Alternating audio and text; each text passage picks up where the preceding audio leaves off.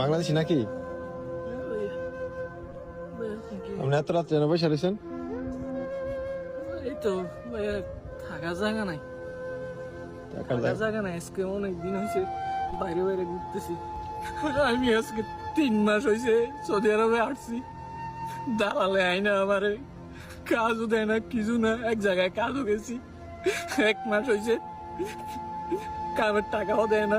এখন একজনের রুমে থাকতাম, খাইতাম, বার করে দিছে ভাইয়া। এতদিন আমি রিয়াতে ছিলাম, এখন চলে আইছি এখানে। আগামা টাকা আছে নাকি? আকামা দেয় নাই, দালালে বলছে 3 মাস পরে আকামা দিব। 3 মাস পার হয়ে গেছে, এখনো আকামা দিছে না। তো খাওয়া দাওয়া করছেন রাত্রে? না ভাইয়া, এই দেখে আমার কাছে 5টা টাকা ছিল, তুই সকালে কি খাবো? এই দেখেন কবুজ ভাইয়া, একটা কবুজ খাইছি আর এই কটা কবুজ রাখি রাখছি, সব তো হয়ে গেছে ভাইয়া গরুর মতো। তো আপনার এখানে আপনার কাইন্দেন না আপনার এখানে আত্মীয় স্বজন না? এখানে বাড়ি কোথায়? বুঝলা? আপনার এলাকার কেউ নাই এখানে? আর এলাকার কেউ থাকলো ওই তোমার এক বেলা খাওয়াইব, ঠিক আছে? থাকার জায়গা কেউ দিবি না।